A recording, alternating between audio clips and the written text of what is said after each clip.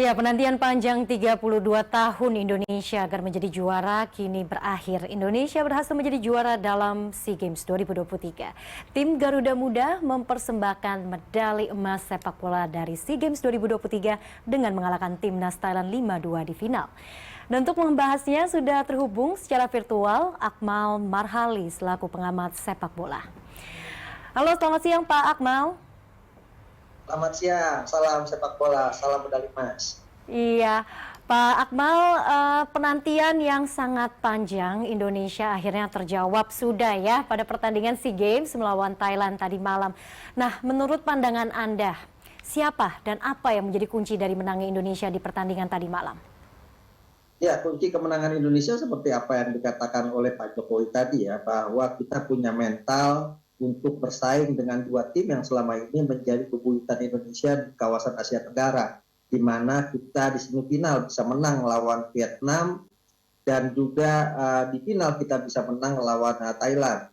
Padahal dalam 10 tahun terakhir kita amat sangat sulit untuk bisa mengalahkan Vietnam dan Thailand. Yang kedua, para pemain tampil sangat percaya diri di lapangan, mereka tidak ketat dengan Thailand yang merupakan juara 16 kali SEA Games. Bahkan Thailand merupakan raja Asia Tenggara, bukan cuma di SEA Games tapi juga di Piala AFF atau turnamen sepak bola antar negara-negara di Asia Tenggara. Nah, inilah yang menjadi modal utama tim kita untuk bisa membawa pulang medali emas setelah terakhir kali kita raih pada 1991. Ini medali emas ketiga sejak kita ikut SEA Games pada 1977, yakni pertama kita dapat pada 1987, kemudian 1991 dan sekarang 2023. Sebuah prestasi yang membanggakan tentunya buat masa depan sepak bola kita, apalagi hasil yang diraih ini diperoleh dengan cara yang luar biasa, di mana Indonesia dalam 7 pertandingan menuju sampai juara, 7-7-nya semua dimenangkan, 7 laga 7 kemenangan, 21 gol dan hanya kemasukan 5 gol. Ini merupakan catatan rekor gol terbanyak Indonesia dalam satu SEA Games dari sejak tahun 1977. Dan yang paling menarik lagi final kali ini, ya final yang sangat dramatis, yang sangat heroik ya. Kalau kita lihat bagaimana pertandingan berlangsung, semua orang dibuat berdebar-debar, tapi ini adalah final dengan skor terbesar sepanjang sejarah SEA Games dengan tercipta 7 gol. Di mana Indonesia dari awal pertandingan sudah memimpin 2 gol lewat Ramadan Sananta yang mencetak gol pada menit 21 dan 45. Kemudian Thailand mampu memperkecil ketertinggalan Ananiong Sangpal pada menit ke-65, dan yang menarik saat kita sebenarnya sudah mau berpesta juara, Thailand juga mampu mencetak gol menyamakan kedudukan lewat Yotsakon Burapa pada menit ke-98. Ini yang membuat pertandingan akhirnya dilanjutkan lewat perpanjangan waktu dan banyak drama yang terjadi, termasuk diantaranya ada 4 kartu merah yang dikeluarkan oleh wasit, 1 untuk pemain Indonesia yakni Komang Teguh, dan 3 untuk pemain Thailand, pemain rakyat Jonathan Kamde dan Terasa Koipime. Nah, inilah yang kemudian menjadi modal buat Indonesia bahwa ternyata Thailand bukan lawan yang sulit dikalahkan. Tapi yang paling penting dari sukses meraih medali emas ini adalah bagaimana kita menatap sepak bola Indonesia ke depan.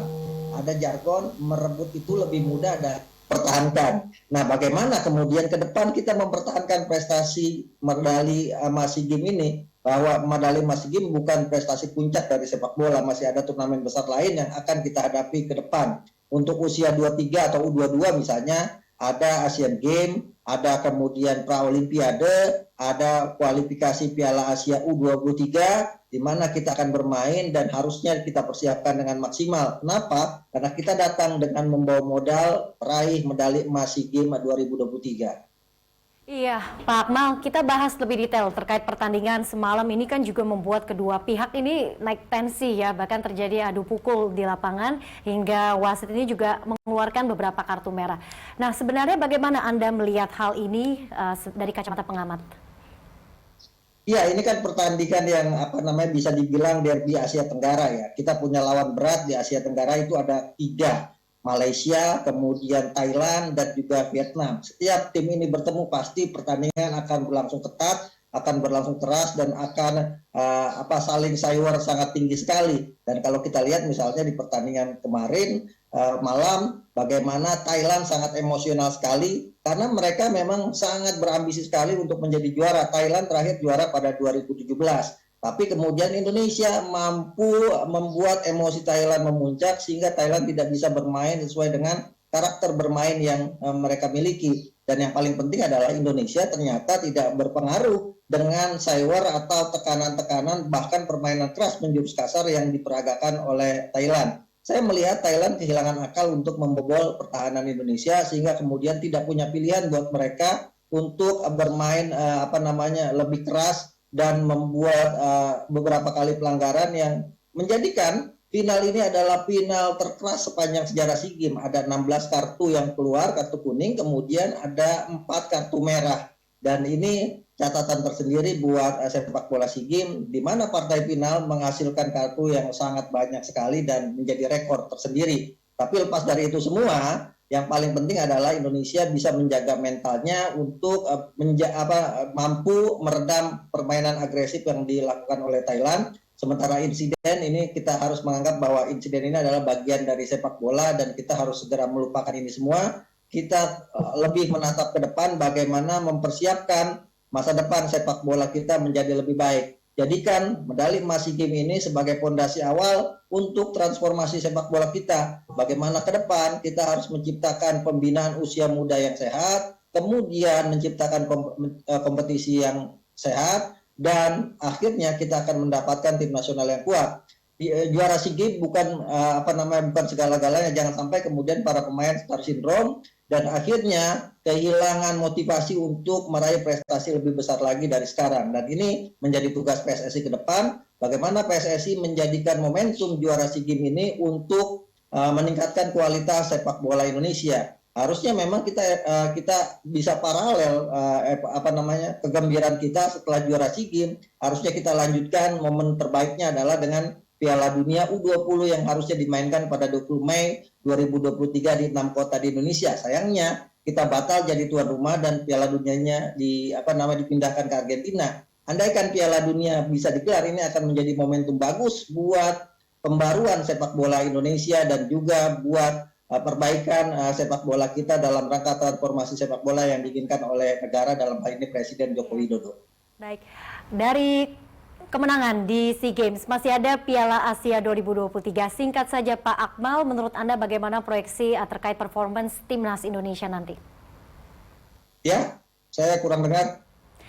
Ya, masih ada Piala Asia 2023. Singkat saja Pak Akmal, bagaimana proyeksi Anda?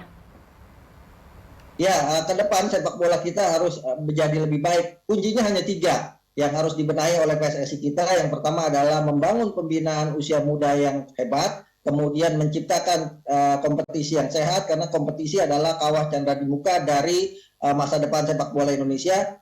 Pembinaan yang hebat, kompetisi yang sehat pasti akan melahirkan tim nasional yang kuat. Nah, karena itu kompetisi menjadi cikal bakal masa depan sepak bola kita yang akan lebih baik ke depannya. Tugas PSSI adalah bagaimana melanjutkan kontinuitas prestasi para pemain tim nasional SEA Games kita pada hari ini untuk bisa berprestasi di level yang lebih tinggi. Jangan sampai golden generation atau generasi emas ini hanya mentok di SEA Games 2023 tapi kemudian gagal untuk berprestasi di level senior. Udah waktunya PSSI melihat golden generation ini sebagai fondasi dasar masa depan sepak bola kita ke depan, dipersiapkan untuk Piala AFF misalnya, untuk Piala Asia 2024. Karena ini merupakan modal yang paling bagus untuk sepak bola kita karena sudah ada mental yang bagus pula, ada motivasi yang bagus, dan suasana yang kondusif. Ini bisa membuat sepak bola kita menjadi lebih berprestasi lagi ke depannya.